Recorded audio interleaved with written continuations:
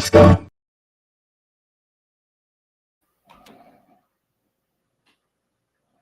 Get your copy of Fire. It's definitely a must-read. If you enjoy hood books, this one is it. Just like the title of the book, it's officially Fire. Get it on Amazon, paperback or Kindle.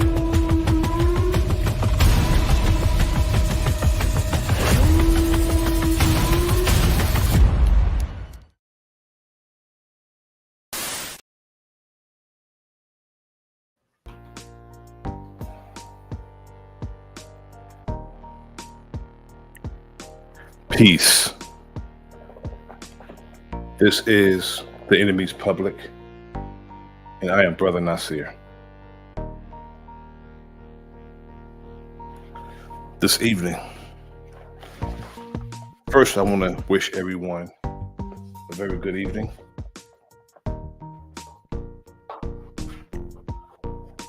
This evening, I want to discuss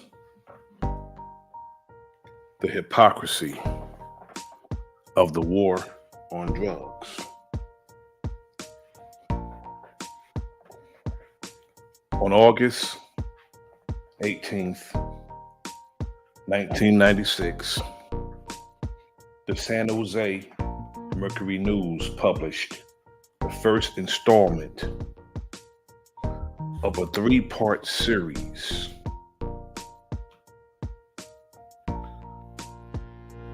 of articles concerning crack cocaine, the Central Intelligence Agency, the CIA, and Nicaraguan Contra Army. The introduction to the first installment of the series read, for the better part of a decade, a San Francisco Bay Area drug sold tons of cocaine to the Crips and Bloods, the street gang of Los Angeles, and funneled millions in drugs profits to a Latin America guerrilla army ran by the U.S. Central Intelligence Agency. A Mercury News investigation has found drug network opened the first pipeline between Colombia's cocaine cartel, the black neighborhoods of Los Angeles, a city now known as the crack capital of the world. The cocaine that flooded in helped spark the crack explosion in urban America and provided the cash and connections needed for gangs to buy automatic weapons.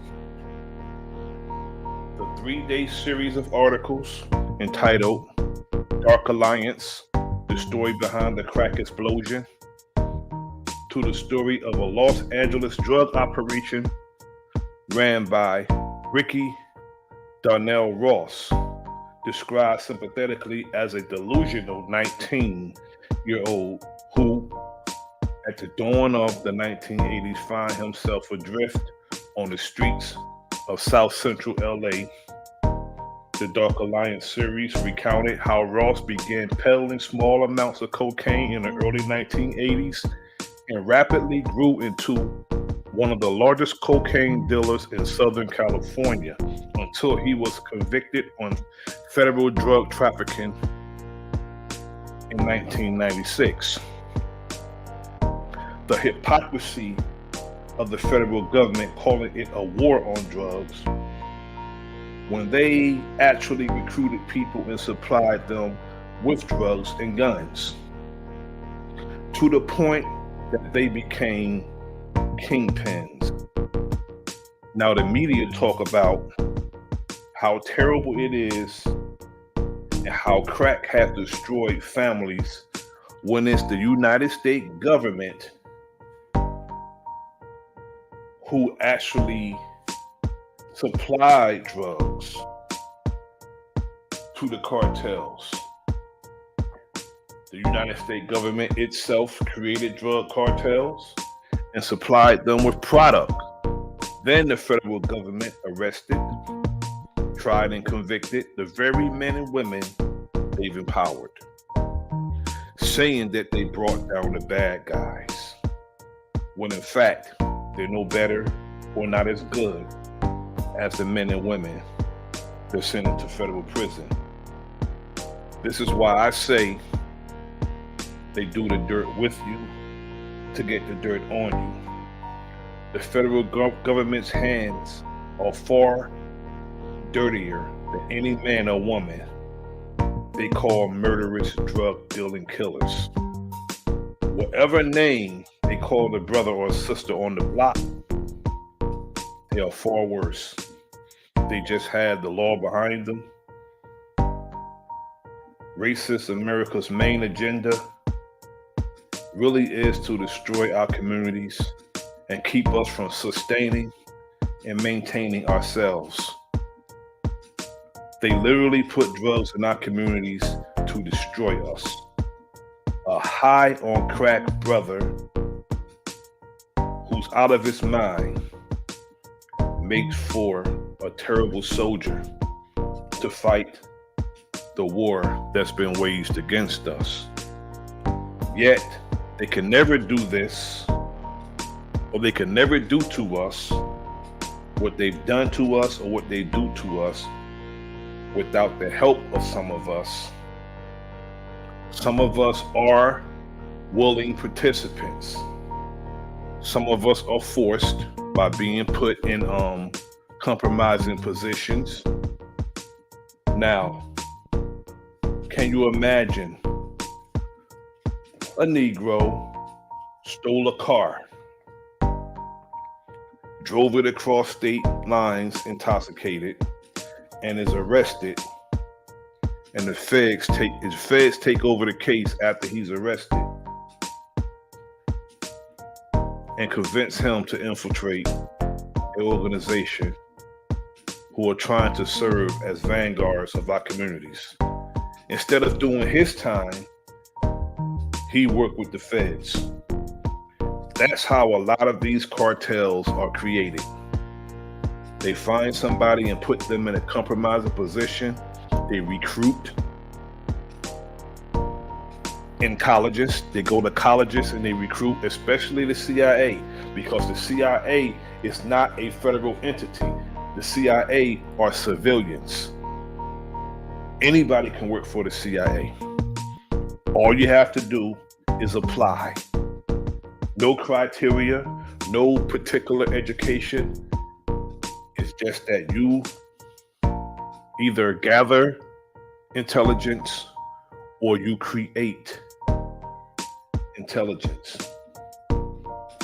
Now, again, that's how a lot of these cartels are created. We don't have ships, we don't have airplanes. So if drugs are in our communities, if caches of guns are in our communities, local and federal authorities put them there or allow them to be put there. The main goal is to destroy us and at the same time call us criminals. COINTELPRO has never ended. It was just rebranded, calling it Homeland Security, the war on drugs, the war on terror. Crack was a military tactic and criminal conspiracy executed in our communities. Some of our communities never recovered from it.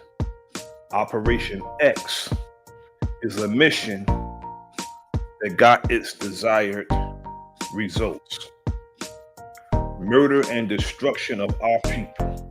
To add to insult or to add insult to injury,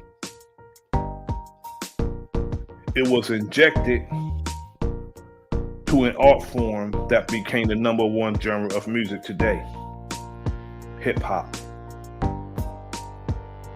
Drugs and drug dealing is glamorized in hip hop. Some artists even use drug dealers' names as their MC monikers. It's not coincidental, it's by design. Record executives and prison industrial complex met and eventually married the jail culture and criminality to hip hop, calling it gangster rap. Artists, projects would get shelved if they weren't talking about drugs, money, hoes, and clothes, and other self-destruction or self-destructive behavior. There was a time when certain songs wouldn't get played on the radio. I'm not saying that these songs wasn't made, but it was a certain time when certain songs wouldn't get played on the radio. Today, they'll play any and everything on the radio. They would depict us negatively, even if it's a lie. Yet we cannot tell the truth on others without being canceled. They say how bad the music is, but we have to understand, even the drug-laced lyrics, the criminality-laced lyrics, the negative lyrics, we have to understand that they have executive producers. That means that the executive producer put the money up to make it a product, to package it, to record it, and then you got people who will distribute it. So when we have people talking about how bad the music is, or we can take it back to the original title of the stream, The Hypocrisy of the War on Drugs, we have to look at the origin of it. It's apparent. We could see how bad drugs is. We can see it. We see its effects every single day. But it's hypocrisy when the federal government would go do massive raids all over the United States, helicopters, dogs, ATF, alcohol, tobacco, and firearms. Alcohol, tobacco, and firearms. The irony of that, 3 things that the federal government knowingly, on purpose, put in our community. Alcohol, tobacco, and firearms they put in our community. But they'll go arrest people for indulging in alcohol, tobacco, and firearms. It's not illegal to sell someone liquor until they get drunk, but it's illegal for somebody to drive drunk.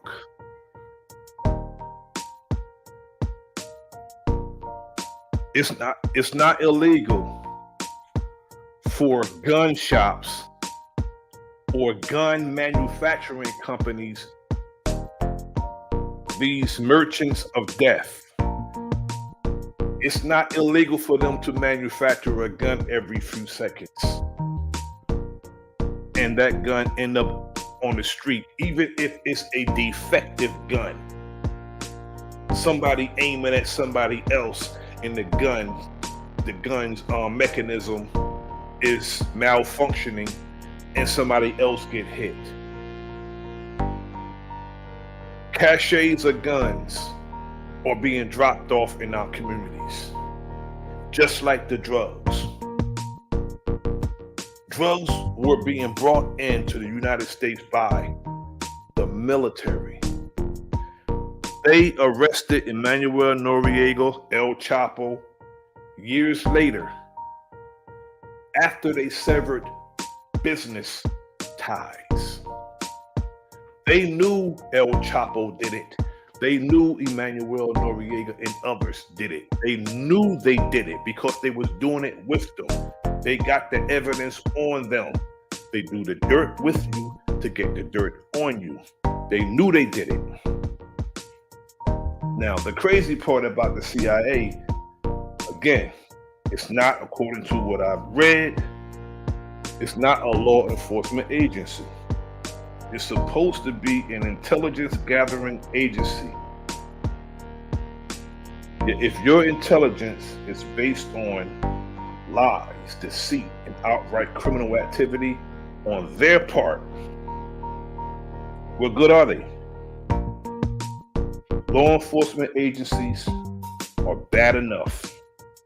Yet to have a civilian agency criminalizing and setting up criminal enterprises and drug cartels is a miscarriage. It's a miscarriage of all justice. Now, there should be RICO charges brought up on the CIA and other criminal organizations posing as government agencies for justice. Just imagine Nicky Barnes, Frank Lucas, Rick Ross, Freeway Rick Ross, and all of them were getting their drugs from the government. The military was actually flying the drugs in, the supply, and the guns. It's crazy because the guns were supplied. That means that they supplied the guns for the street wars. Now, it's the same that they do abroad. And it's a part of the GIP, the Ghetto Informant Project. It's the same thing. COINTELPRO has never ended. They just rebranded it. Now, I have a video presentation pertaining to this title and this subject matter. Again, the subject matter is the hypocrisy of the war on drugs.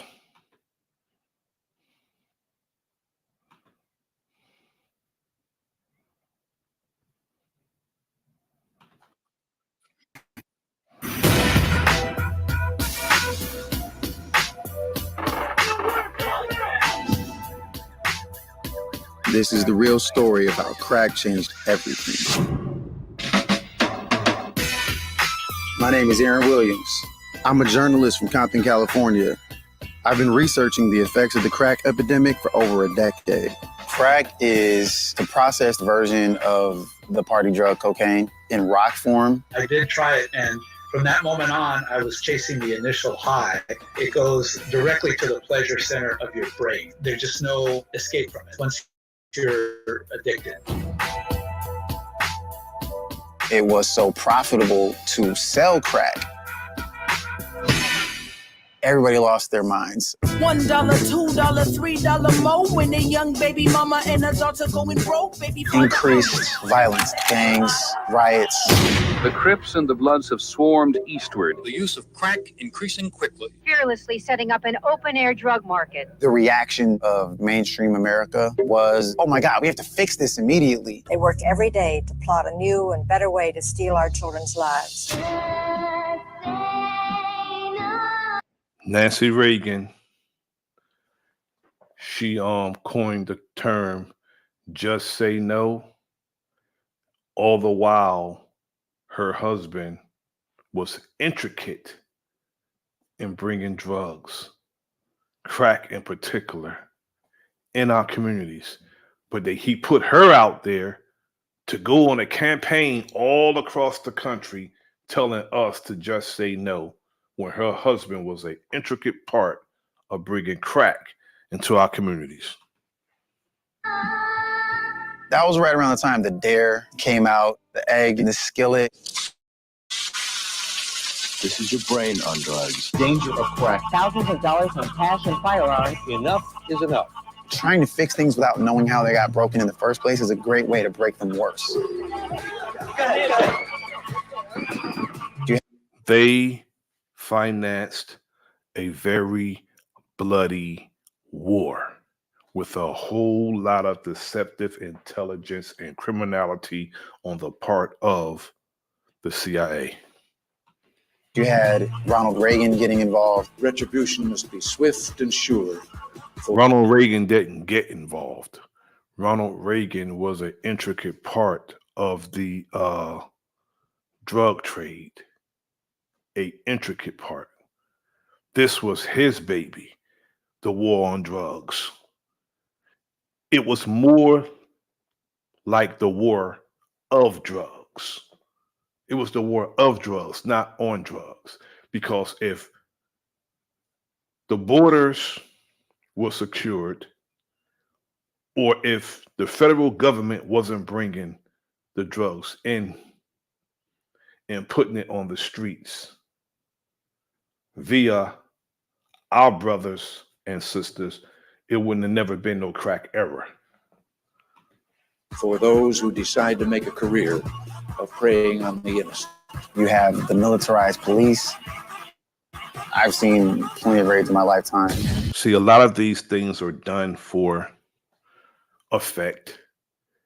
If there was no crack era, if there was whatever you name out on the streets, there will be no need for any task force or unit to deal with such situations. But it's cause and effect. They're out there because of whatever. Yet the federal government is a part of the cause and the effect. If you ever seen the movie Straight Outta Compton where the tank rams in the door, that was right around the corner from my house. I remember thinking, that's a house. People live there. If you were caught with rock cocaine, they were getting these sentences for 25 years.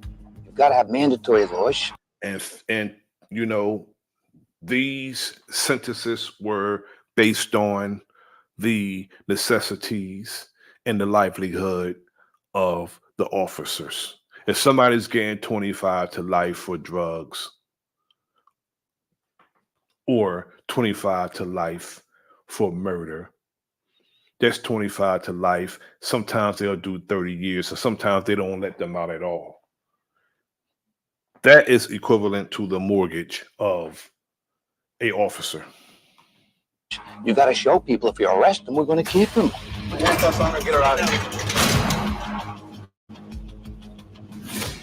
People are going in at 20 and coming out at 45. How are we supposed to build a community that way?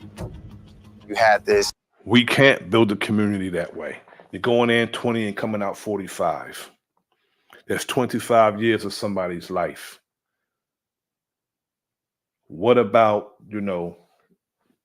rehabilitation and correction? It's not about rehabilitation or correction. It's about industry. It's about making money. Again, I said on the stream earlier this week, prison is nothing but an abandoned building if it has no occupants. And they have to set up a code of laws to keep those buildings occupied. And the drug trade, the cartels, is a part of them setting up a code of laws to keep those buildings occupied. Because when you put the drugs in, people are out of their mind, people are not thinking straight. And we have addicts on both sides. One is addicted to selling it, one's addicted to using it. And then you add the other negative things like the guns. We have mayhem when you add all of that. And then people are living in such close proximity There's no black on black crime. No, it's crime in proximity. When someone is murdered, if someone is victimized by someone, they're victimized because they're not going to travel 25 miles to victimize somebody. It's going to be somebody damn near familiar, at least that live around that area. This proxy war going on. A Senate investigative panel found that there were people associated with the CIA. That was Joe Biden, the one who was actually reading that piece of paper off. That was Joe Biden, today's president. He was involved in it. He was a part of writing the 94 crime bill with Slick Willie. CIA who were involved with drug trafficking. One of the motives was to raise money for the Contras in Nicaragua. Tonight, I can report to you that we've made much progress. It's almost... KRS once said it, I think it was 1988, illegal business controls America, and it's done all over the world, not necessarily just in America, but this type of business is conducted all over the world, which is the reason why they were in Afghanistan. They have the most poppy seed on the planet, and poppy seed produce heroin. So the war on drug is outright hypocrisy. Almost hard to comprehend what might have been if not for this crack scourge that raced through Los Angeles and other major cities.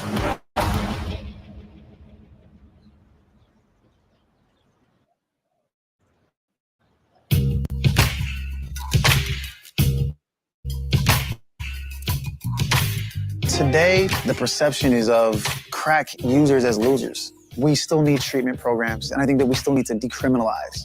Our mayor, Asia Brown, has done such a tremendous job of bringing jobs and employment back to Compton. Crime rate has gone down. Things can and should and will get better, but we have to work for it.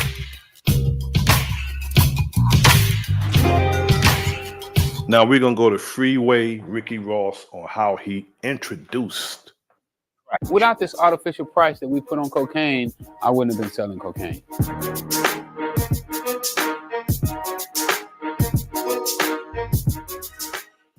Hi, I'm Zach Weissmuller for Reason TV. We're here with Freeway Rick Ross today. He was the notorious drug dealer from the 1980s who is widely credited with introducing crack cocaine on a mass scale in Los Angeles and eventually nationwide. A federal judge sentenced Ross to life in prison for purchasing more than 100 kilograms of cocaine from a federal agent, but an appeals court... Exactly, from a federal agent. And all of the drugs that he bought, started from the small quantity all the way up to the large quantity where he got indicted from. He was a made man. He didn't make himself. He was made by the CIA. They made him the drug kingpin that he was. They sold him the drugs and they sold the guns to fuel the war. Found that this amounted to over-sentencing, and Ross walked free in 2009. His latest autobiography tells the story of his rise to and fall from power. He'll be featured in an upcoming documentary, Freeway Crack in the System, about his life, and he's portrayed by Michael K. Williams in the new movie Kill the Messenger about the late journalist Gary Webb. Freeway Rick Ross, thank you very much for joining us. Thank you for having me. You are inextricably linked with Los Angeles. I mean, your nickname comes from the 110 freeway. Could you just describe Los Angeles at that time and what the dividing... That's where that was his route to his product.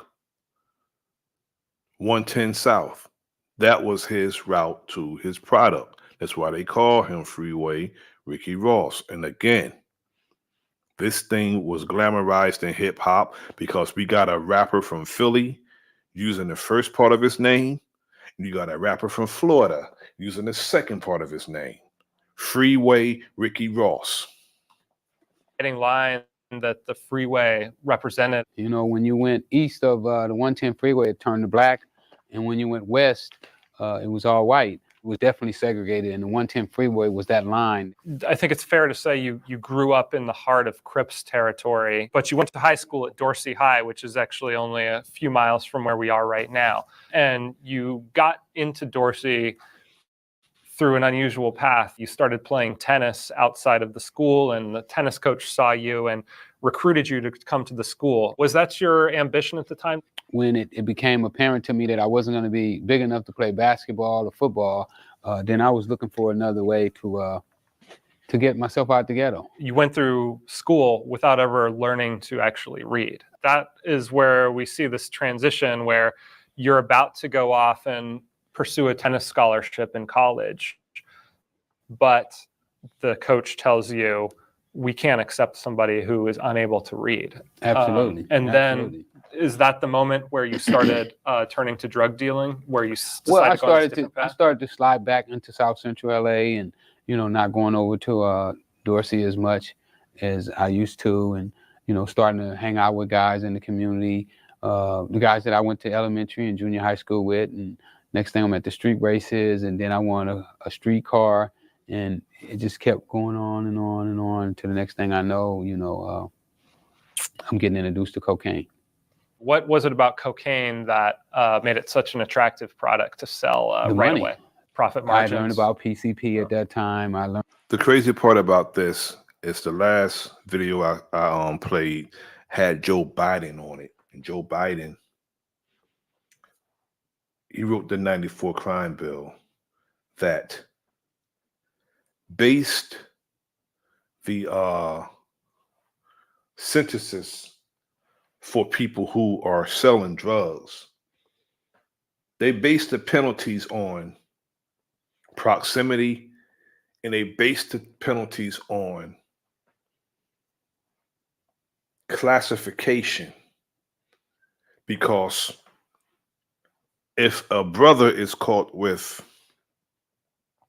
the same amount of crack as a Caucasian is caught with cocaine, the brother would get more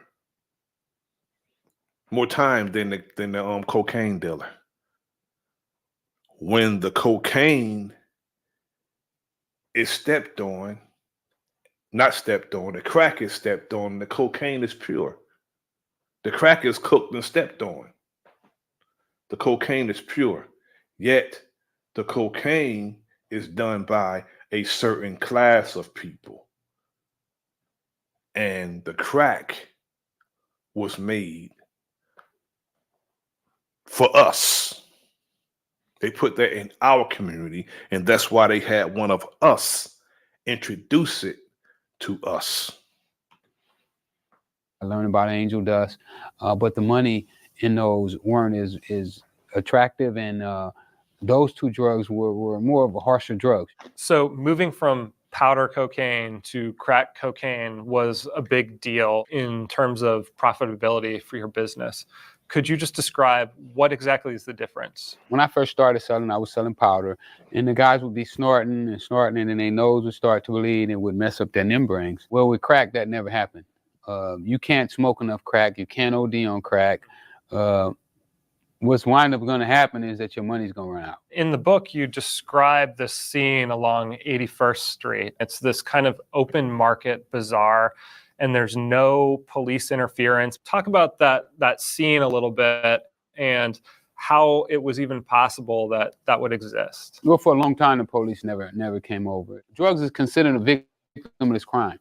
So it's kind of like a crime where nobody's going to come in and testify unless the police get involved. People were randomly walking up to cars. People was coming down the sidewalk. At any given day, there could be 10 to 15 guys out selling PC. Which is why they put the guns in, and they armed the so-called street gangs in Los Angeles. That's why they put the guns in, and that's why they sold the drugs to, not sold, gave, supplied the drugs to the Bloods, the Crips, and the cartels from Nicaragua. So a turf war can start, and then they can go in. When people started getting killed over the drugs and over the turf. That's when they were able to come in. But before then, it was considered a victimless crime. But when they started bringing the guns in and people started dying and there was an actual turf war, that's when they said, well, we can move in now because we have a reason. They had to create the reason. PCP sticks. So what I did is I saw that they had that type of openness. I just said, you know, all I got to do is bring my cocaine here and fit right into them. And eventually the cocaine took over and the PCP guys left and went away. What was it about you and your style that made you kind of rise to the top in this way? I saved my money. I didn't blow my money. I didn't take my money and go out and buy jeans and hats and tennis shoes and gold chains.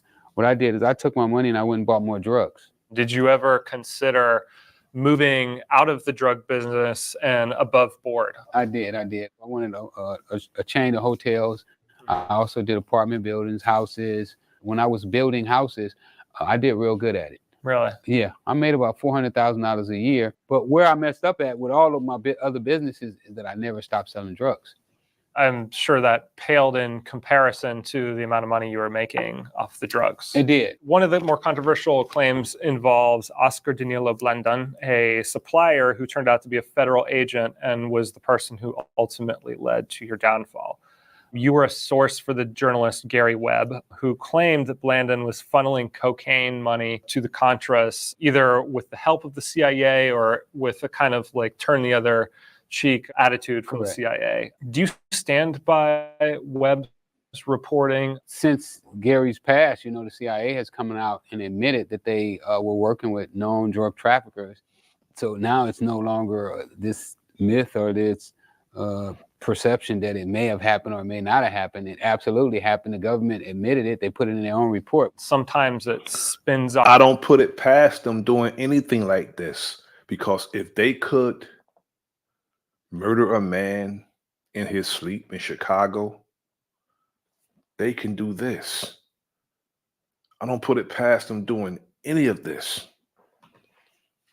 Off into theories like, oh, the government purposely created the crack epidemic in LA. You wouldn't go that far, would you? It doesn't matter if they purposely planned on doing that. What wound up happening is it flooded the ghettos of America. Yeah. 600,000 black men are in prison right now for nonviolent crime. They purposely did it because when you are targeting a certain area and a certain people, that's not by coincidence. That's purposely. Crimes, our prison industry has boomed. So that happened. You know, why did it happen? Was it personally targeted? We may never know. Oliver North and those guys were given a pardon before they ever went to trial. So the evidence never came out. Has the drug war over its past 40 years, which is very much aligned with your life, been a success or a failure? You know, people ask me, oh, well, you're saying should drugs be legal? I don't know. But what I do know is that the drug war that we're fighting right now is a total failure. There's more drugs on the street of America than ever before. You know, I think it's time to take all these old people out of here who's been sitting back, making money off the prison industry, not caring if it's going to end the drug war. You made millions of dollars selling drugs. How do you think your life would have been different if there had not been a war on drugs at that time? Well, without this artificial price that we put on cocaine, I wouldn't have been selling cocaine. You give a kid the opportunity to make $1,000 a week, rather than being broke, no less than going to McDonald's and working for, at that time, $3.50 an hour. You know, which one would he choose?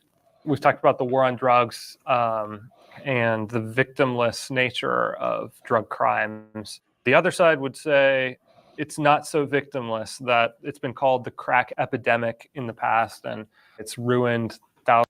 No different from any other epidemic. See, when white people started falling dead from the opioids, that's when it became an epidemic. That's when it became a problem, and they started doing commercials and calling it a disease and calling it a problem, a national problem, because it was their people falling dead from the opioids predominantly. But when our people were falling dead because they were doing crack that the CIA put in our communities, they were called criminals, and they were treated like criminals. Thousands of lives, ravaged communities. Do you have any personal regrets about getting into this business? I definitely have some regrets. You know, I regret ever getting involved. But then on the other hand, people volunteer to get high. You know, nobody's putting a gun up to anybody's head saying, "Oh, you got to go over here and get high."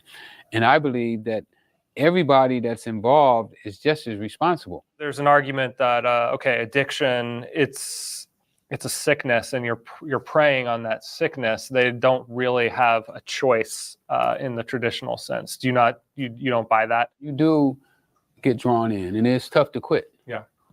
But it's also tough for the dealer to quit because he gets drawn in too. To the money. He gets just as hooked. Yeah. And for him, it's worse for him because nobody tells him to quit. See, his whole family and his whole community encourages him to keep going, that you're doing good. Yeah. But with the user, people will tell the user, "Boy, you look bad." But with the dealer, they're going to say, "Boy, you look good. I like that car. I like those jeans, them shoes. How much they cost?" You have some regrets, but the money you made and what you've done is allowing you to kind of take a different path now and give back. You went from going through the entire school system, not being able to read, and now you're making book recommendations. It's an important part of the story, really, because you learned to read and were able to get yourself out of a life sentence. Can you just describe how that all unraveled? Marcelli convinced me that I could read. He made me my ABCs on some cue cards, and he taught me how to sound my words out. I went from there to reading the newspaper, to eventually reading law books, and then I found the issue that got me sitting here with you today. Wow. And the issue that you discovered was the fact that you had been over-sentenced, right? Yeah.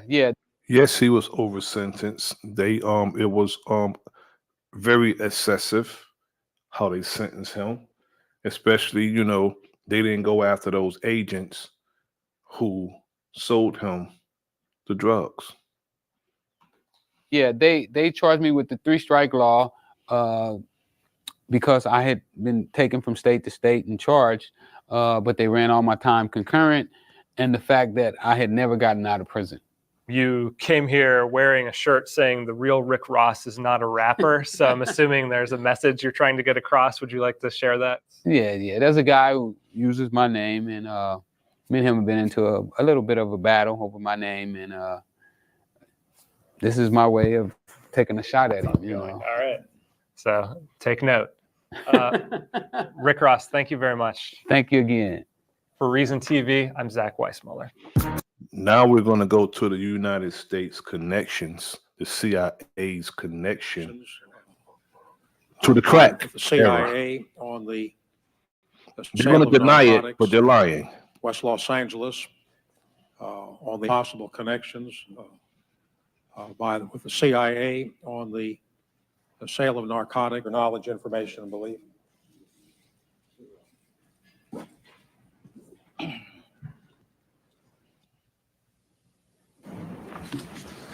The San Jose Mercury News identified a number of individuals as being involved in the drug trade and of having possible connections with the CIA, and we have proceeded to try to determine what the evidence is and what the facts are.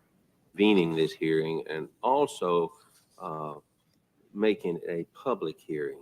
West Los Angeles, on the allegation of use of funds to support the Contras.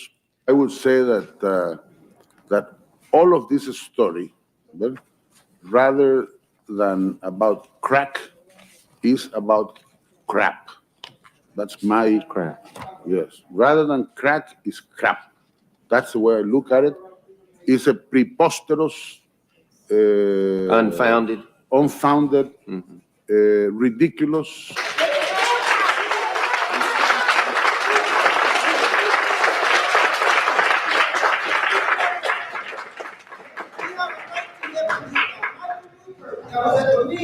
in California. He tried to testify 3 times. You guys haven't called him yet. Why?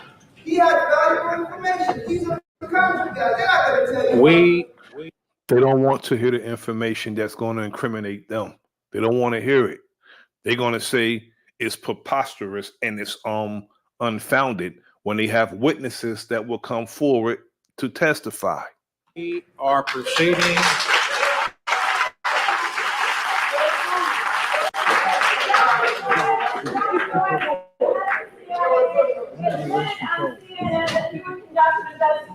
To investigate George Bush.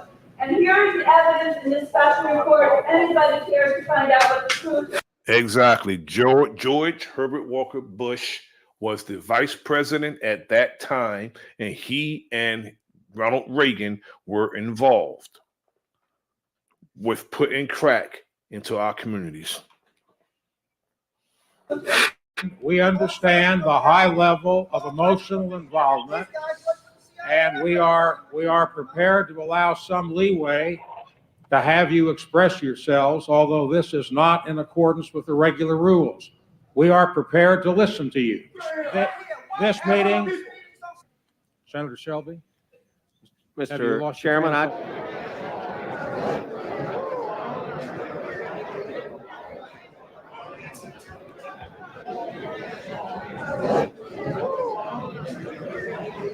Respectful exchange of views. Use the time wisely by... It is an appalling charge. It is an appalling charge that goes to the heart of this country. We must deal if we are going to stop drugs from coming into the country. Government and the CIA... Now we're going to go why the CIA started the crack epidemic. Yes, they did. The U.S. government finds itself entwined in a storm of controversy after an investigative journalist breaks a story on how the CIA enabled a government-supported cocaine pipeline into the United States, sparking the crack epidemic and subsequently using the funds to finance a dangerous rebel group attempting to overthrow a foreign government. But the story goes deeper when a daring sting operation is initiated to apprehend... Exactly. They made money to supply and support a foreign military, which is treasonous. These gangs, well, these groups outside the United States, whether it's the Taliban or it's Al Qaeda or it's what's the name of the other, wherever groups that's out there that was given names like ISIS. These entities, these groups were started and funded by the United States. They even got their weapons from them. So when they talk about weapons of mass destruction in Iran and Iraq, they know they have them because they have the receipts for them. Apprehend one of America's most prolific drug dealers who was caught up in the scandal. This is the story of how the CIA engaged in the covert sale of cocaine while denying its involvement the entire time. Miami 1980. The era of sex, drugs, and rock and roll is in full swing. Fueled by Motley Crue, Guns N' Roses, and cocaine. With cocaine usage at a record high and demand increasing monthly, the city is ablaze. With over 70% of the country's cocaine moving through its ports, past the neon-soaked streets of South Beach and into the inner city, a different form of the drug is beginning to show its face. Amidst the glamour and glitz, a darker underbelly emerges as crack cocaine epidemic. As crack's influence began to spread across the United States, it erupted into a wildfire of addiction, crime, and a societal reckoning that left an indelible mark on the nation's history. Through the 1980s, crack... By design, people, by design. When crack first hit the streets, it started in LA and it crossed over in the middle of the country all the way to the East Coast. At first,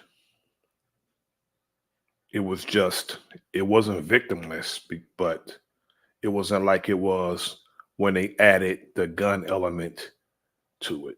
Then it became very, very deadly. Very deadly. And that's what gave the federal government and the local police, the state police, a reason to go in. Not that they cared. The prison industrial complex needed some occupants in their building. So that's why they married the jail culture and the drug culture to hip hop. And that's why they glamorized, like they made movies like Scarface. They made movies like King of New York to glamorize drugs and gang. And that's why they made Colors, Boys in the Hood, Menace to Society. But if you have Menace 2, they use the Roman number 2. They didn't use the number 2 or the word 2. They used the number 2 with Menace to Society. So if the young brother on the street is Menace 2, we must have a Menace 1. Continue to take hold of predominantly impoverished African Americans across the country, destroying lives and allowing gang culture to flourish. With no end to the chaos in sight, in 1986, President Ronald Reagan passed the Anti-Drug Abuse Act, writing on the overdose of black basketball star Len Bias. This legislation appropriated an additional $1.7 billion, making Len Bias the face of, that bill, the drug overdose bill and the crack bill, criminalizing addicts. He criminalized being an addict, but they don't criminalize addicts today with the opioids. They just criminalize us, our people, as addicts. To fund the war on drugs and establish new mandatory minimum sentences for drug offenses. This approach, though well-intentioned, later came under mandatory minimal sentences, whether it doesn't matter what side of the equation when it came to crack you were on, whether you were doing crack or selling crack, you had a mandatory minimal sentence. That's criminalizing a addict. And it's hypocrisy to supply the drugs and then go and arrest them, call them criminals, when you had access to the drugs to sell it to them in the first place. Under scrutiny for its contribution to the mass incarceration of non-violent drug offenders and the infamous 100-to-1 ratio between crack and powder cocaine sentences. During this time, a determined investigative journalist named Gary Webb had already made a name for himself by breaking major stories such as the Coal Connection, where he exposed the murder of a coal company president with ties to organized crime, and Driving Off with Profits, where race promoters scammed the city of Cleveland out of $1 million. While working for the Mercury News, Webb caught wind of a story that would define his career and capture the nation's attention. As he conducted research for a story on the abuse of the California Asset Forfeiture Program, where if the police suspected you of being a drug dealer, they could seize your car, house, and money, all without the suspect being charged with a crime, he was contacted by a woman whose boyfriend had been a victim of this. When he began looking into the case, he discovered that the key witness for the federal government implicating the boyfriend was a man named Danilo Blandon. On the surface, Blandon did not appear as anything special, but as he dug deeper, he discovered that before he fled Nicaragua in 1979, he was a leader of the Contras, a rebel group fighting against the communist Sandinista government in Nicaragua. It didn't make any sense why someone with such a background would be working with the feds. Little did Webb know at the time that upon Blandon's arrival in the United States from Nicaragua, he began to attend informal Contra meetings in Los Angeles. During one of these meetings, a friend of Blandon's asked him to pick up another friend from the airport. This friend was the Godfather, Norman Meneses, a large-scale Nicaraguan cocaine trafficker and a later speculated CIA informant. During their time together, Meneses told Blandon that he could supply him with cocaine and teach him how to sell it, and they would send the profits to the Contras. Blandon agreed to this because he had nothing to lose and would do anything to get back Nicaragua. In 1982, Blandon flew to Central America with Meneses. During their visit to Honduras, they also met with Enrique Bermudez, the current leader of the Contras. to discuss their financial problems. Unaware of their involvement in cocaine trafficking, Bermudez pleaded with them for money, as they were running low on weapons and medicine. Subsequently, they would meet with cocaine producers, enabling Blandon to establish his connections, make his first purchase, and start importing drugs into the United States himself. Blandon initially struggled to sell the cocaine once it was stateside, but received a lucky break when one of his connections told Blandon that if he paid him $60,000, he would connect him with a major cocaine dealer. He then contacted the infamous Freeway Rick Ross, Exactly. whose connection had just been shot, and made him the same deal. Both parties agreed, setting up a meeting that would mark the beginning of their business ventures. Blandon would smuggle the cocaine into Miami and then move it across the country to Los Angeles, where Ross would purchase the cocaine. With Ross's ability to move large quantities and Blandon's ability to keep the cocaine pipeline from Colombia, Mexico, and Nicaragua to inner city USA open with a near infinite amount of cocaine, the money began flowing in. Ross often complained to Blandon about how they were making so much money that it was getting hard to count, as there were days when he brought in over $1 million in cash. But as both of their operations grew, the Los Angeles Sheriff's Department had an ongoing investigation targeting Blandon. Multiple raids were executed at over a dozen of his trap houses, but the raids resulted in virtually no drugs at any of the locations. It is speculated that the CIA tipped Blandon off. The CIA didn't tip Blandon off. Those were sham raids. They were all in cahoots. Those were sham raids to make it look like they were doing something. But there's no way the federal government is going to have an operation going on without the local police not knowing about it. All of these bastards were in cahoots with putting drugs in our communities all across the United States. In May of 1992, Blandon was arrested in San Diego on the federal charge of conspiracy to possess cocaine with intent. But I'm going to say it like this. When they get done with you, this is the end results when they get done with you. Regardless of what level or what you're doing, when they're done with you, this is what happens. Intent to distribute, a charge that had placed others behind bars for life. Facing 4 life sentences, Blandon was released after 28 months in jail and received permanent U.S. citizenship after agreeing to cooperate with the DEA to take down Ross, as he had been released from jail 4 days prior on a minor charge. With Blandon now on the DEA payroll, over the course of 6 months, he attempted to facilitate a deal with Ross, who was attempting to leave his life of crime behind him, but once the deal became irresistible, to act as the middleman in a $1.2 million cocaine deal. Ross agreed, and the deal was set between Blandon and Ross's contact in Baltimore. Late that night, Ross and the contact meet in the parking lot of a shopping center. The contact handed over the money, and Blandon, in return, provided him with the keys to a truck loaded with cocaine. While the fully loaded truck pulled away, Ross entered his vehicle to follow, but as he got into his car, dozens of DEA officers emerged with their guns drawn. Realizing he had been set up, Rick wasted no time and sped out of the parking lot, with the police in hot pursuit. His frantic escape attempt ended abruptly as he crashed his truck into a fence. Despite his attempt to flee on foot, the police swiftly apprehended him and took him into custody, ultimately resulting in him being sentenced to life in prison under the 3 strikes law. While Ross was sitting in jail, he received an unexpected visitor in the form of Gary Webb. Webb proceeded to explain the entire conspiracy to Ross, detailing how the CIA required funding for the Contra rebel group in Nicaragua, aiming to facilitate the overthrow of the existing communist government and establish a CIA-controlled regime. Congress would not allow direct funding to such an operation, so the money had to come from elsewhere. This elsewhere was Blandon's cocaine sales. Ross was shocked to hear that he might have been a pawn all along, making him wonder if this was why he was able to get away with selling drugs for so long. Ross questioned Webb. Absolutely. They always make one of us the pawns in their game. And when they're done, when it's all said and done, you end up in prison for the rest of your life. And the one who actually recruited you, who got you into criminality, the one who compromised you as a person walks away.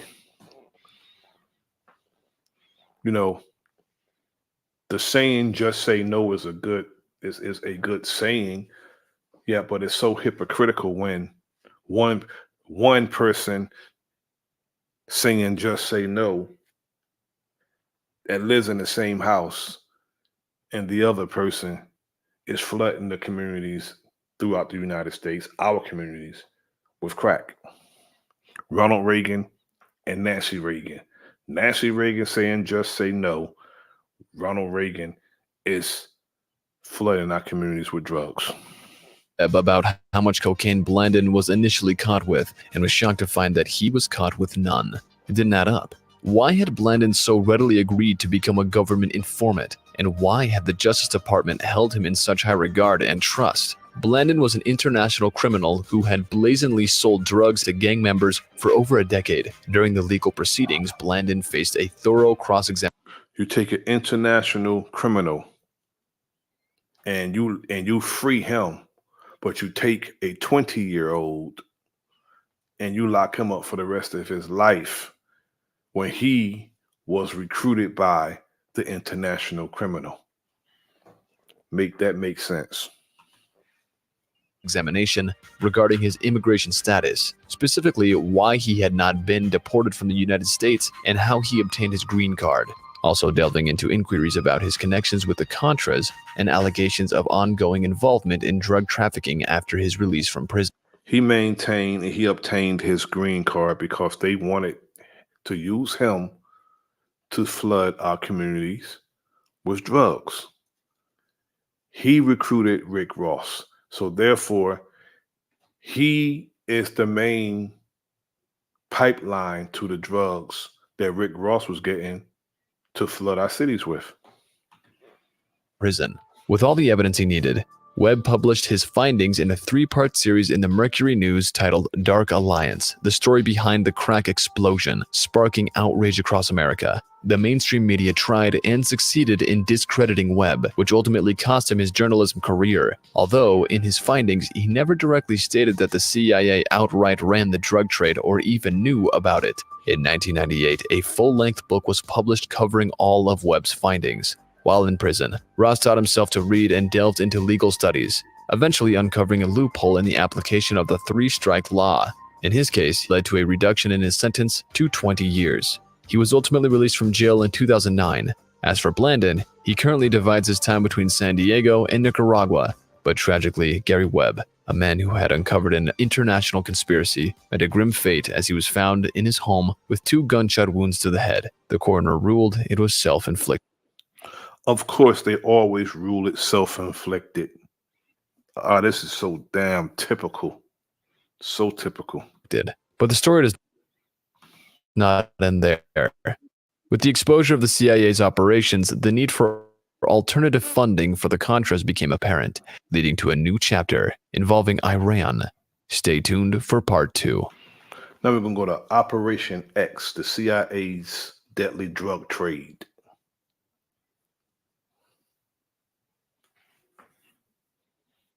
What if I told you that some of the most powerful covert operations in history were funded by illegal drug trafficking? Imagine a world where drugs, politics, and government agencies intertwine in ways that shape not only international relations, but also led to some of the darkest tragedies ever witnessed. The Office of Strategic Services, the wartime predecessor to the CIA, laid the groundwork for a disastrous illegal empire built on narcotics smuggling, extortion, and human suffering. Today we dive into the shocking truth about how the CIA allegedly used drug trafficking to finance its operations. Along the way, we'll explore the stories of Enrique Kiki Camarena, Santi Barrio, Barry Seal, the notorious French Connection, and the secretive Operation X, all of which unravel the complex web of drugs, power, and covert actions. To understand how this story begins, we need to travel back to the Cold War, a time when the U.S. was locked in a high-stakes battle against communism. Let me ask you, sir, just how serious a threat to our national security are these communist subversive activities in the United States today? Well, I think they're serious. I think it's a matter that we should continue to give great care and attention to. And when this man right here, John F. Kennedy, wasn't with what they were trying to do concerning the drug smuggling, we know the rest. When he wasn't with the the Cuban crisis, trying to criminalize Fidel Castro and Raul Castro and set up a pretense for war with Cuba, when he said he wasn't doing it, you know the rest. The man was assassinated. The CIA, tasked with preventing the spread of Soviet influence around the world, found itself short on cash to fund its covert operations. Instead of relying on official funding, which required congressional oversight, the CIA allegedly turned to drug trafficking to generate the untraceable money it needed. The goal of this network was the CIA had access to so much drugs, and they were able to just fly in, with military planes. They were just able to fly it in and give it to whoever they desired. They had so much access to drugs, and that's how they funded the Nicaraguan. I think it was some type of military. It was the Contra Army. That's why they was able to supply them with weapons, because they didn't have the cash, so they sold drugs to get the cash to get the guns. It's wicked. Was to counter global communism through the smuggling, distribution, and sale of opiates and cocaine across the globe. This gave rise to Operation X, a clandestine operation in which profits from the global drug trade were used to finance CIA activities in regions critical to U.S. interests. Why drugs? This is a sort of a game, not stepping on the lines and cracks. It's kind of fun. But if you play it long enough, it can get to be a habit. Drugs are like that. In the 1960s and 1970s, Latin America and Southeast Asia were major drug production regions, particularly for heroin and cocaine. These areas were not only critical to the drug supply, but also strategically important in the fight against communism. The film you are seeing was made by Signal Corps photographers of the United States Army. Now to the Soviet version, complete with Korean dialogue. This government has always been corrupt to the core. Just corrupt. By leveraging the drug trade, the CIA could fund its covert operations while also destabilizing regions with communist influence. Operation X wasn't just about money. It was a geopolitical strategy designed to achieve U.S. objectives using illicit means. But how did the CIA, an agency sworn to protect U.S. interests, end up entangled with drug traffickers? As disappointed as I may be in some who serve me, I am still the one who must answer to the American people for this behavior. And as personally distasteful as I find secret bank accounts and diverted funds, one of the Navy would say, this happened on my watch. Now, to those of us who are old enough to know, will know that this man started off as an actor, and this was his biggest role as an actor. He acted like he gave a damn about people being on drugs. He acted like he gave a damn about the effects of drugs in our community, and he's acting like he's upset that some of his constituents were found to be crooked and rogue.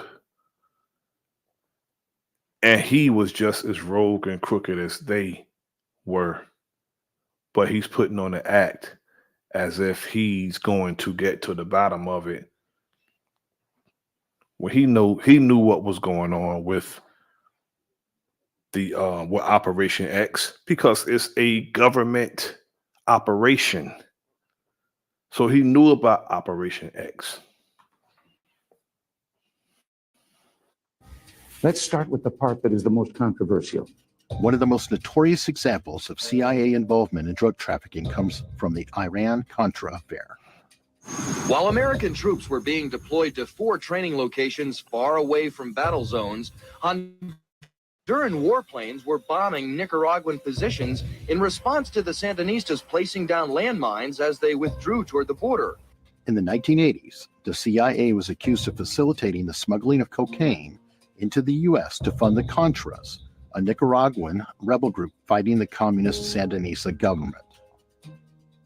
Possibility exists that U.S. air support may be used to transport Honduran troops to the border for retaliatory strikes. And I could foresee that happening. Has an official request come through to your knowledge yet? Not to my knowledge. But the CIA's links to the drug trade didn't start in the 1980s. During the Vietnam War, the CIA worked closely with the Hmong tribes in Laos who were deeply involved in the opium trade. And a lot of those soldiers came back after fighting the Vietnam War addicted to heroin.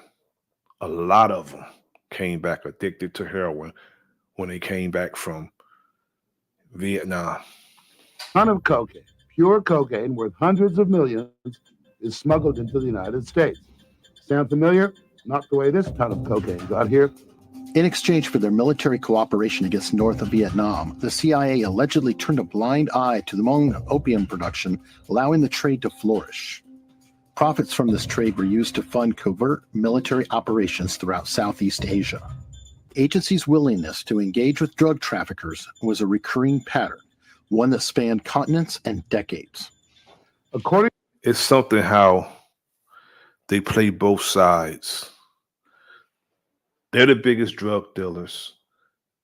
They supply people with the drugs on the streets. They supply the drugs and supply the guns. When people lose their lives with the guns, and when people are caught with drugs, when people are selling drugs, they are sent to another, is the private prisons. So they're making money, hand over fist on both sides when it comes to, Operation X. It's a deadly drug trade. And our people was the target. According to what the former head of the Drug Enforcement Administration told Mike Wallace, this drug shipment got here courtesy of what he calls drug trafficking by the CIA. This brings us to Operation X, a secret program that further cemented the CIA's involvement in global drug trafficking. The Covert Action Document, a vital source of information on these operations, describes how Operation X allowed the CIA to covertly fund its anti-communist campaigns by facilitating drug smuggling through regions like the Golden Triangle in Southeast Asia. Southeast Asia's Golden Triangle refers to an area covering the intersecting borders Myanmar, Laos, and Thailand. In recent years, this region has emerged as the world's fastest growing source of methamphetamine, supplying the Asian and Australian markets, where it's known as yaba or ice. But it wasn't just Southeast Asia where the CIA turned a blind eye to the drug trade. Enter the French Connection, one of the most famous international drug smuggling operations in history. In the 1950s and 60s, this heroin trafficking network smuggled drugs from Turkey through France and into the United States. And what reason did the CIA have for promoting this drug smuggling? Well, the only rationale that's ever been offered is that this would lead to some valuable drug intelligence. At its height, the French Connection was responsible for much of the heroin flowing into America. How can you supply people with drugs? This is so, hypocritical. Supplying people with drugs to get valuable information on drugs. That's hypocritical. While this network was widely publicized after law enforcement agencies cracked down on it, some argue that intelligence agencies, possibly including the CIA, allowed the network to operate as long as it aligned with their broader geological objectives. But you weren't going to stop them in Miami or Houston or wherever. These drugs were simply going to go to the United States and then go into the traffic and eventually reach the street. That's what they wanted to do, yes. The heroin profits allegedly helped finance anti-communist efforts in Indochina, particularly in Vietnam.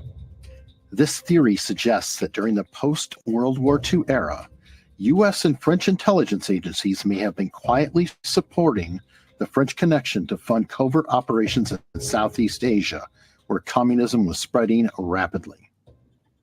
Nearly as important as its natural wealth is Southeast Asia's key strategic position astride the main lines of communication between Europe and the Far East.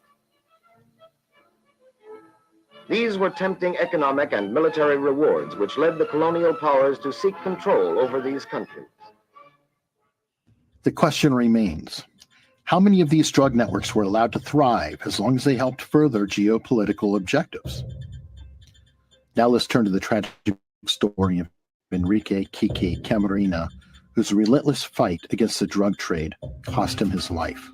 Kiki was a DEA agent stationed in Mexico during the 1980s. He probably, took this job because he really wanted to do what they said that his job was about.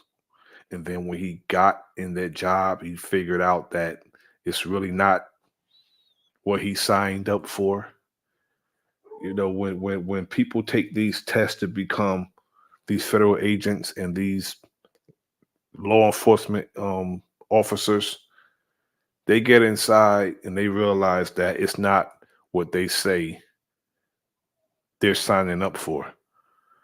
They know what they're being told, but once they get inside, they realize there's a whole bunch of wickedness and criminality. As law enforcement, as federal agents, it's a bunch of criminality and nefarious things going on, because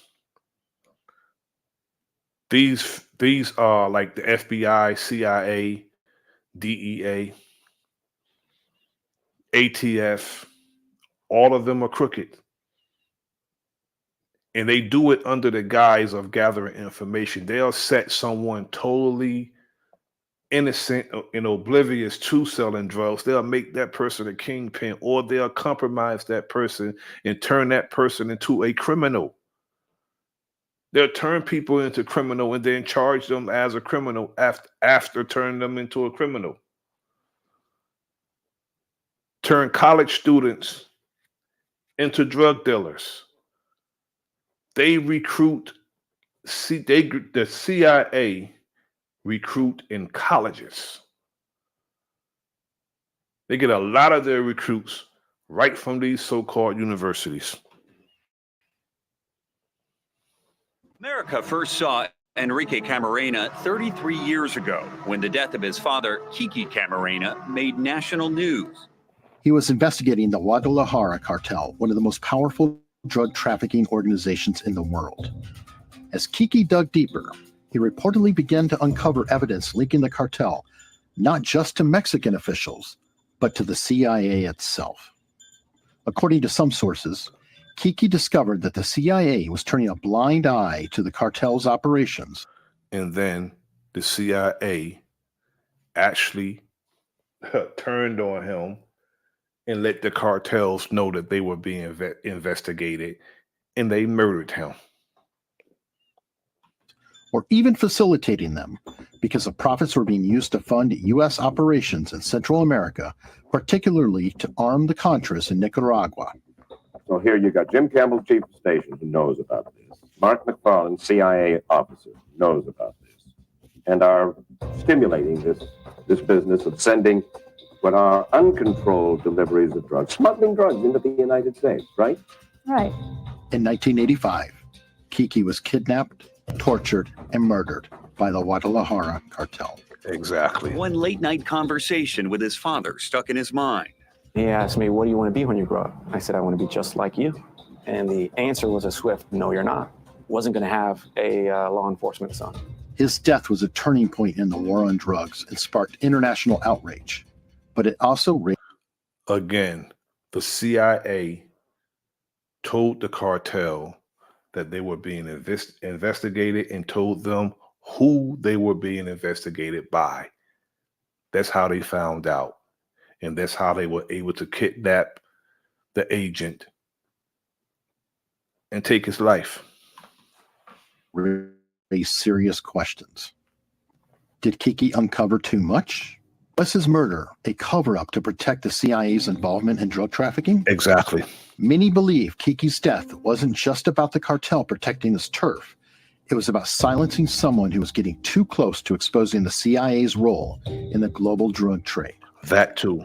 Barry Seal's story adds another layer to the shadowy connections between drug traffickers and the CIA. Good evening, I'm John Camp. In September 1984, I received a telephone call from a man named Barry Seal, who claimed he was being treated unfairly by law enforcement officials in Baton Rouge. A notorious drug smuggler, Seal flew plane loads of cocaine from Colombia into the U.S. throughout the 1970s and 80s. But Seal wasn't just any smuggler.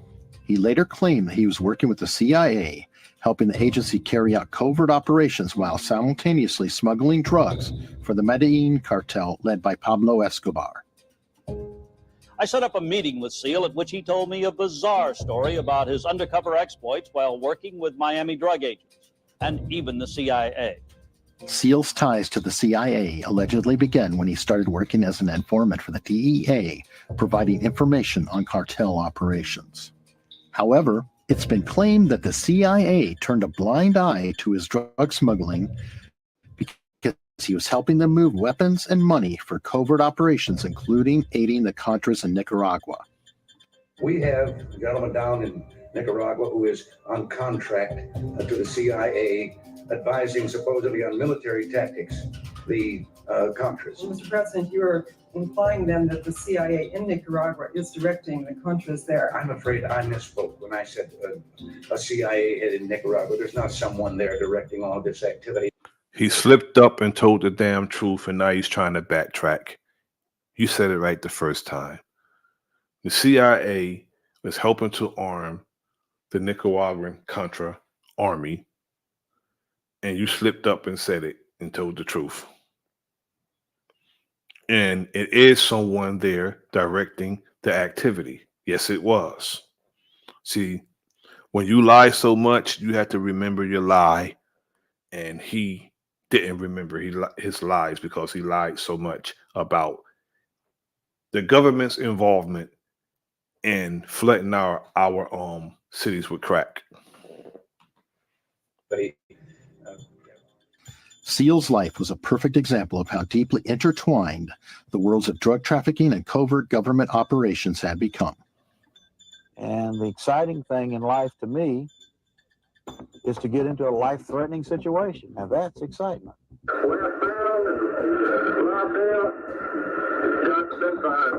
Once again, our lead story, Barry Seal, an airline pilot turned drug smuggler and soldier of fortune, has been assassinated. His murder further illustrates the dangers. He said that he wanted to get in a life-threatening situation, and they took it a little further. They didn't only threaten his life, they took it. It's a murky world of drug trafficking where informants, smugglers, and government agents often found themselves caught between criminal organizations and government interests. Let's now turn to the lesser-known but equally tragic story of Santi Barrio, a DEA agent whose life and death highlight the dangers faced by those who get too close to uncovering the truth. Santi Barrio worked undercover in South America, where he risked his life infiltrating some of the world's most dangerous drug cartels. Santi Barrio is a DEA agent who worked for me in New York. According to former DEA agent Michael Levine, Barrio is uncovering evidence that the CIA was involved in drug trafficking, working with cartels to finance their covert operations. Worked for CIA, worked for everybody in the world who wanted this guy. It was really something out of a movie, but he was a DEA agent. Barrio's investigation reportedly threatened to expose the agency's connections to these criminal organizations, and this placed him in the crosshairs of forces much more powerful than any cartel. And I'm in Argentina. I get word that Santi Barrio was arrested by DEA Internal Affairs for smuggling heroin into the United States across the Mexican border. Tragically, Santi Barrio died before he could fully expose what he had uncovered. Levine describes Barrio as someone who was betrayed by the very government he worked for. And Santi was not a So guy many who examples. couldn't believe he did this. So And as many it turns out, examples. he was cleared posthumously. What happened is he took a bite of a peanut butter sandwich one day while in jail, waiting to go to trial. And all of us who knew Santi were waiting to see what truths would come out. They poisoned Holy them. crap, this guy knew where everything was buried. You know, they really going to put him on trial? His death, like Kiki Camarina's, represents a symbol of how dangerous it can be to get too close to the truth when it comes to uncovering the murky alliances between intelligence agencies and drug traffickers. Well, he takes a bite of a peanut butter sandwiches, falls down in convulsions, goes in. See, again, I'm going to say it again for those who wasn't here when I said it the first two times. The CIA is not a law enforcement agency. The CIA, they are civilians who gather intelligence and they manufacture intelligence. They gather intelligence and they give the intelligence to the authorities, but they are not a law enforcement entity. They get into a lot of criminal activity. They sell drugs. They even murder. They even kill. The CIA even kill. You ask, what's my man name? Lee Harvey Oswald. The CIA even kill. Goes into a coma. First, the first physical examination results in findings that he had strychnine in his blood. That disappeared. The consequences of the CIA's alleged involvement in drug trafficking were not just felt by individuals like Kiki Camarena, Barry Seal, and Santi Barrio. These operations had far-reaching effects on global politics. In Latin America, the CIA's partnerships with drug cartels and paramilitary groups fueled decades of violence, corruption, and instability. I know that many of you come from somewhat warmer climates and aren't accustomed to this Washington deep freeze, but I'll hope that the warmth of our hospitalities help make up for the temperature outside. Governments were destabilized, and drug cartels became so powerful that they often rivaled national governments in terms of influence and resources. In Southeast Asia, where the CIA worked with opium traffickers during the Vietnam War, the drug trade became institutionalized, creating powerful cartels that continue to operate today. And when these very agents returned from South Vietnam, that's what the war was about. When these agents returned from South Vietnam, I know what they say on the news and their state-sponsored news, but it was about that heroin, that poppy seed. That's what it was about in Afghanistan, the same thing that it was about in South Vietnam. And when they returned from their mission, they were sent into our cities to infiltrate and neutralize our organizations and make them what they are today. The Bloods and the Crips fight today. And they set up sets inside these organizations. You know, by streets, Grape Street, and all these different streets, but the same gang have cliques in the gangs. They made them what they are today. They went in there, infiltrated them, and attempted to neutralize them. And they fight on those lies, and they fight on that very thing today. And now moving to southern Mexico, which is grappling with deadly cartel violence. More than 4,000 residents were forced to flee the town of Tia after drug cartels opened fire and burnt down their homes. These covert operations left a legacy of instability, fueling anti-American sentiment and undermining efforts to combat the drug trade in the regions the CIA once sought to control. In the United States, the effects were equally devastating. The drug so powerful it will empty the money from your pockets, make you sell the watch off your wrist, the clothes off your back. The crack cocaine epidemic of the 1980s, which disproportionately affected urban communities, was fueled in part by the very drugs that flowed. They love using that word disproportionately. They said the same thing about the C-19 trying to get us to take the hokey pokey. They said the same thing. We're disproportionately affected. But we were when it came to crack because we were the target. We were indeed the target when it came to crack. Flowed into the U.S. as a result of CIA-backed operations. The human cost of these covert actions was immense, with addiction, crime, and violence tearing apart communities and lives. The human toll of the CIA's alleged involvement in drug trafficking can't be overstated. In the U.S., the crack epidemic decimated entire neighborhoods, particularly in low-income, predominantly African-American communities. And this is the most addicting thing that probably ever existed in the world, you know? It will make you a slave.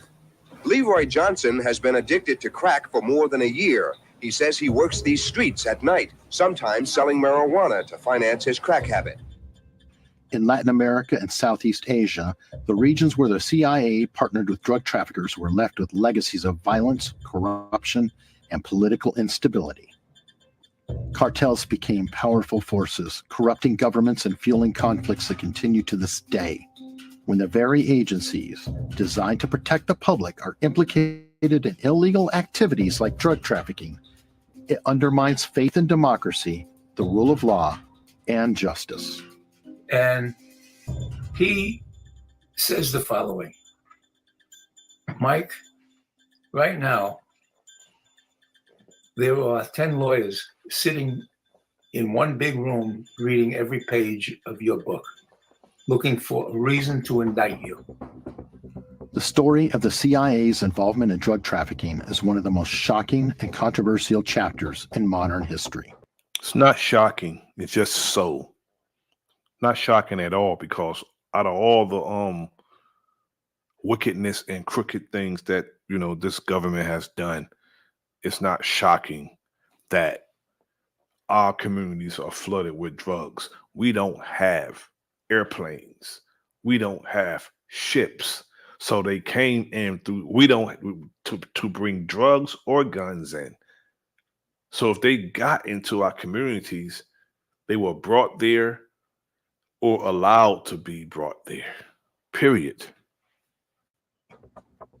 From Operation X to the French Connection and the tragic stories of Kiki Camarena, Santi Barrio, and Barry Seal, we've seen how the pursuit of power and money led to devastating consequences on a global scale. Then he said, just one word: beware of a peanut butter sandwich.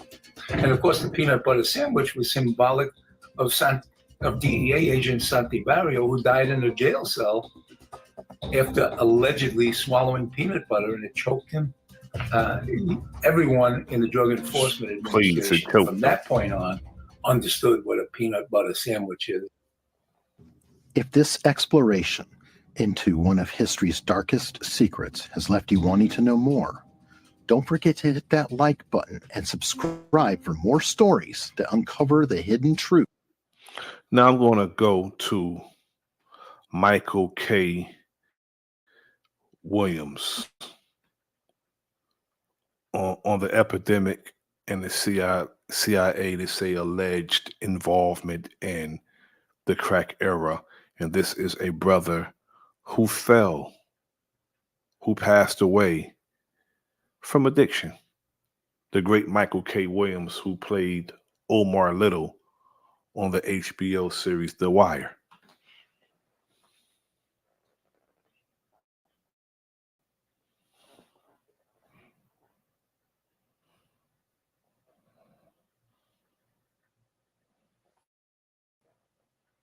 How much did you know about that whole scandal, though, prior to filming? I knew absolutely nothing. That's hard to believe, though, with you coming from Yeah, the streets of but Brooklyn. you got to remember, I was coming from Brooklyn. I was dealing with my own issues in my own neighborhood, in my own life, and I got, like the rest of America, I got bamboozled with the whole Monica Lewinsky and Bill Clinton scandal. Yeah. Which is what they used to sweep that under the rug. Yeah. But I was reading the script and I was like, okay, this is a good script. I was like, okay, this is a really good script. I was like, this is like a little too good.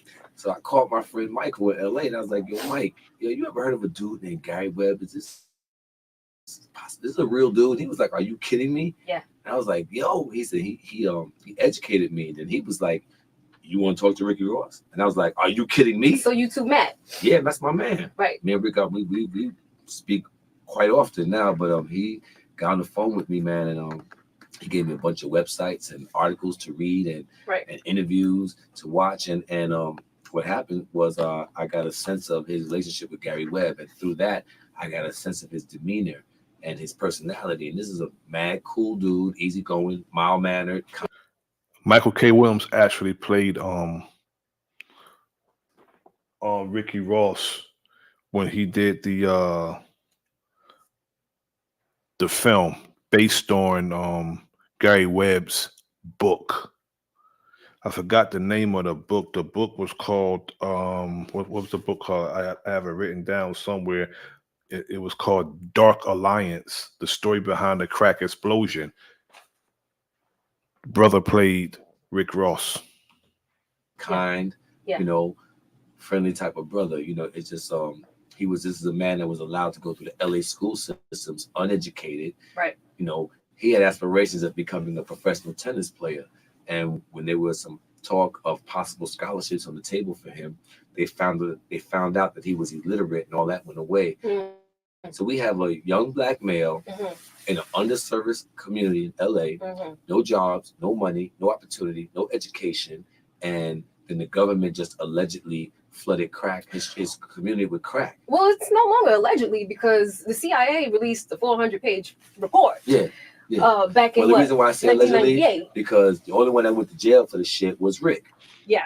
Exactly. The only one who went to jail for it. Forget the agents who flooded our community. Forget the agents and the military personnel who flew the crack in, because it came in those planes and in those ships. But the only one who went to jail, like the brother say, he felt like a pawn, was the pawn, Freeway Ricky Ross.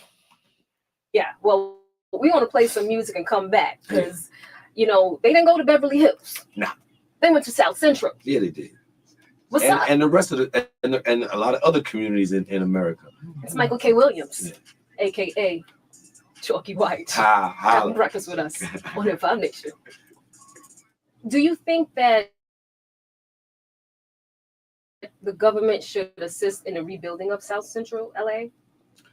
I think the government should assist in the rebuilding of all urban communities. See, instead of going after the federal government and the government in general for slavery, these are crimes against humanity that we can go after them for reparations. You want to talk reparation and repairing a community and repairing the people that's been torn down by the country that they live in? This is the route we should take, because this happened in our lifetime, and we could see that this actually went on. Like I said in my last stream, we got them on this. This is evidence, crimes against humanity, when they flooded our communities with drugs, and then they put negative elements. They put guns in our communities so we can kill each other after they put the drugs in our communities. Crimes against humanity. Communities, especially the black communities, with because although I do feel that crack affected us as a nation,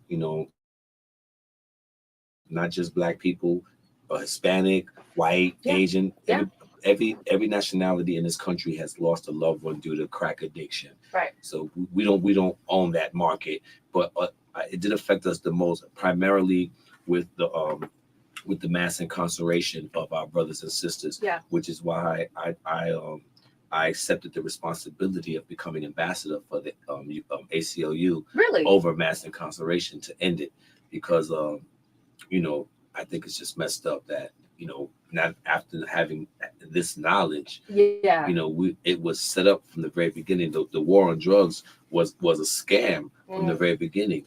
Cocoa leaves are not grown in. It's more of the war of drugs. It's not a war on drugs, because if it's a war on drugs, they wouldn't allow it to come here. illegal business controls America, in particular the United States. In the hood. Right. So where's it coming from? We know now where it came from. Right. And then you bought it here, and then you put it in front of us and told us what to do with it. Yeah. And then when we did it, you put us in jail. Yeah. Exactly. So, I feel that, somebody needs to speak up. Air Candy with Renetta Romaine on Hip Hop Nation. Now we're going to hear from Gary Webb himself in his own words.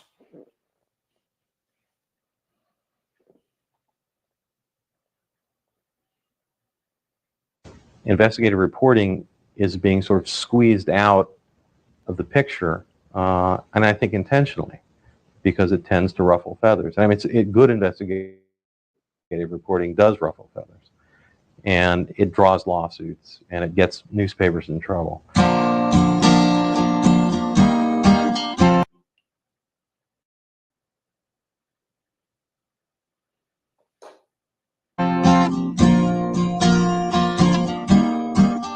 Old pirates, yes, they rob I, sold I to the merchant ship. My name's Gary Webb. I am an investigative journalist. I've been an investigative journalist for about 25 years for daily newspapers. And in 1996, I wrote a series of stories entitled Dark Alliance, which was about CIA involvement in drug trafficking.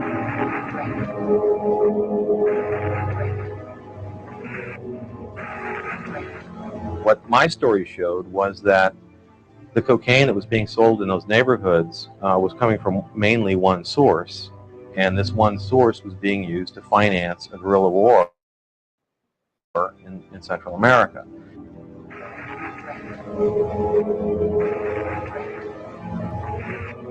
The general idea of the CIA dealing drugs was something that the American mainstream press had never written about before, and that's why it prompted outrage among blacks, among drug reform activists, among politicians, by the CIA, by every federal agency involved in the drug war, because it showed they weren't doing their jobs, that it was a fraud.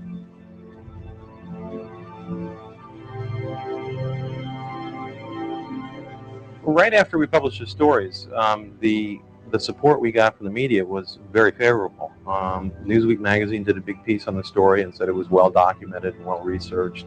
The website was getting like 1 million hits a day. There were marches in Watts, there were marches in Compton, there were candlelight vigils. Every California senator demanded an official investigation. So the story itself was really building momentum.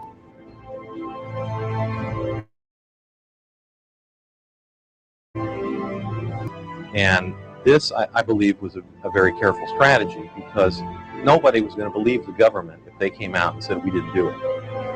The proof was fairly overwhelming, since we had all these government documents showing that it had happened. So what happened was they let the so-called liberal press speak for them. And they had the national security reporters at the Washington Post, who coincidentally used to work for the CIA, write stories saying it doesn't mean anything.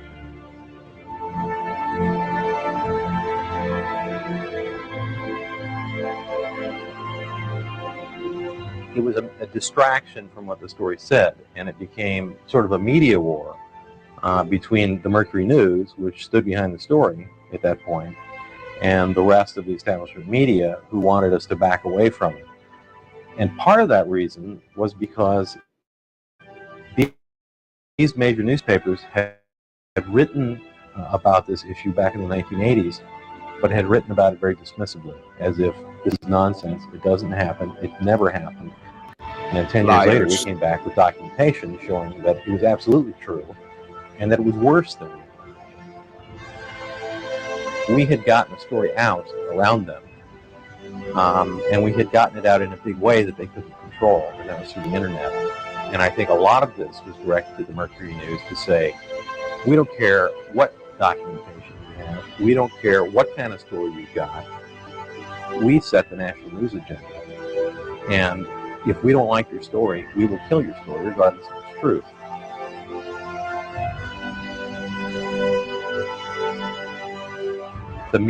Peace and power to my brothers Dre Cobb's music, my brother Dangerous Music, my brother Key Norfolk, the Nation One Love podcast show. Thanks for tapping in, my brothers. The media rejoiced when this came out because it meant they had won. They had forced a newspaper to back away from a story that was true, simply because of this barrage of criticism, of mindless criticism, essentially, that really took its toll on the editors of the newspaper. And they were being seen as sort of outcasts from the club. And I think... Yeah, this man, Gary Webb, tracked them down with a paper trail, and it was undeniable that the CIA put crack in particular in our communities. The CIA did it. They made these to support and arm a cartel.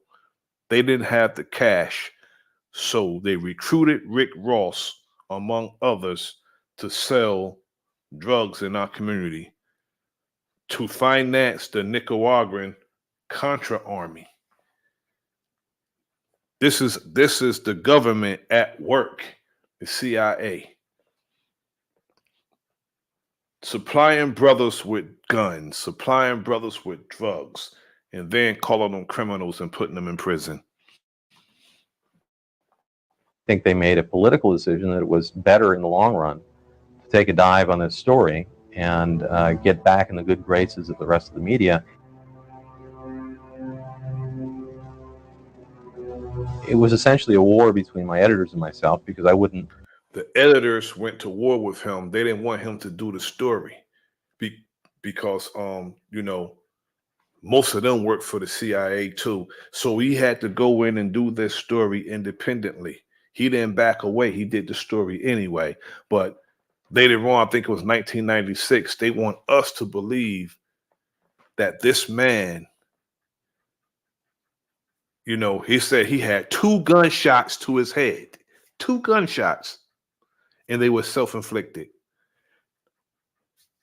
That right there just plays with our intelligence, like somebody can shoot themselves twice in the head. Apologize for the story or back away from the story, and fought them on it publicly. And so they transferred me to a bureau that was 140 miles from where I lived, and I called in sick a lot.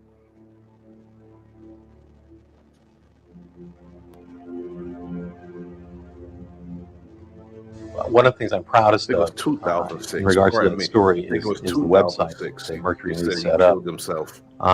Because it really was the first time that a newspaper brought its readers not only into the interior of the paper, but into the reporters' notebooks. This was a story that, as I told my editors, had a very high unbelievability factor built into it. A lot of people were going to say, this can't be true. And this story became a sensation because of the website, not because of the story, but because people could get to it.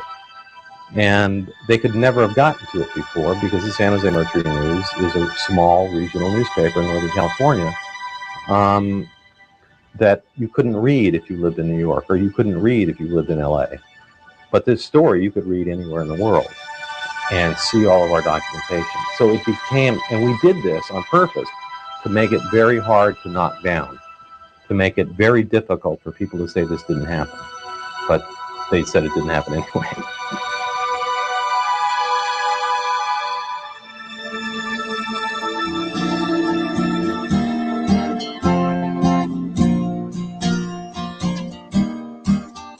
Old pirates, yes, they rob I, sold I to the merchant ships.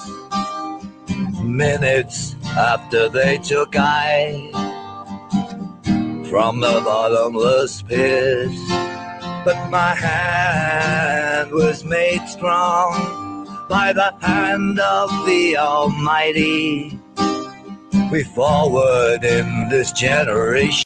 If you dig too deep as an investigative journalist and you uncover something that the federal government is trying to cover up, you are in grave danger. And sometimes these newspapers will tell you to back off because they know that. They know it. They know they'll kill you for finding something out, for merely finding something out, afraid that you're going to expose it. They'll kill you for it. Triumphantly, won't you help to sing these songs of freedom? 'Cause all I ever had, redemption songs, these songs of freedom, these songs. Now I'm going to move on from there. Is a very important story for all of our histories, is dismissed as the United States U.S. media accused of cover-up on CIA drug operations in Nicaragua. Yes, the news is state-sponsored, so they're not going to do an expose on the United States government's wrongdoing. You'll never find that. You'll never see them say, oh, the United States is doing some wrongdoing, foreign or domestic. You'll never find that. as having been discredited when in fact it hasn't been accurate. It's in that situation that we think that the actions of the Washington Post have been particularly dangerous.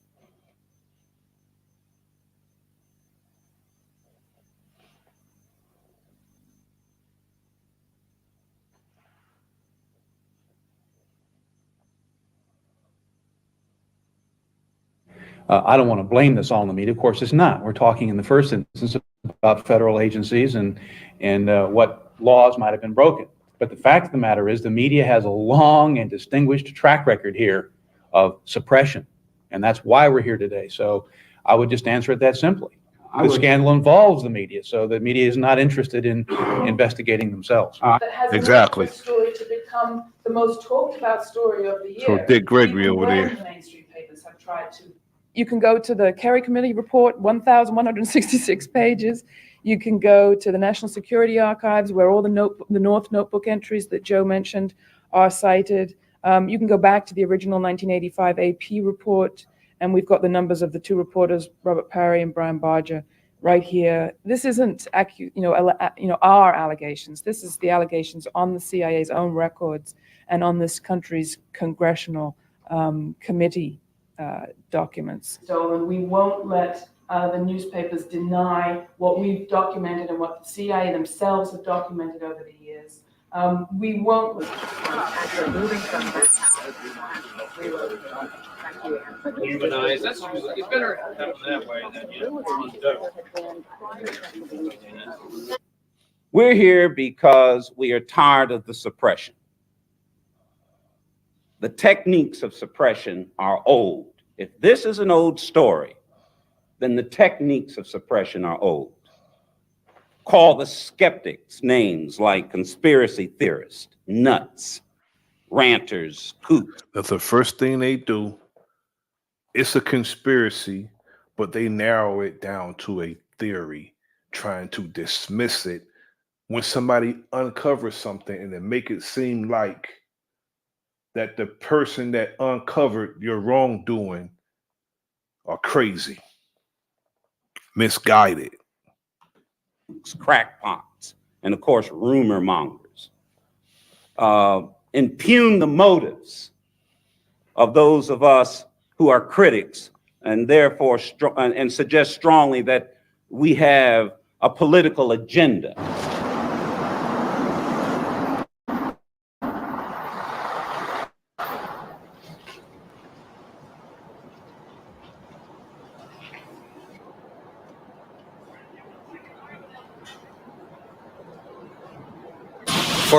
For 10 years, the New York Times, as well as other national media, have been covering up or bottling up the story linking the Nicaraguan Contras to cocaine. They've suppressed stories, they've botched stories. It is aimed at African American. There's no doubt about that whatsoever. And we're very clear on that. You understand what I'm saying? And for the other non-African people, they should know that this directly will harm them too. the press is safe. 2, 4, 6, 8. Separate the press. The CIA has got to go.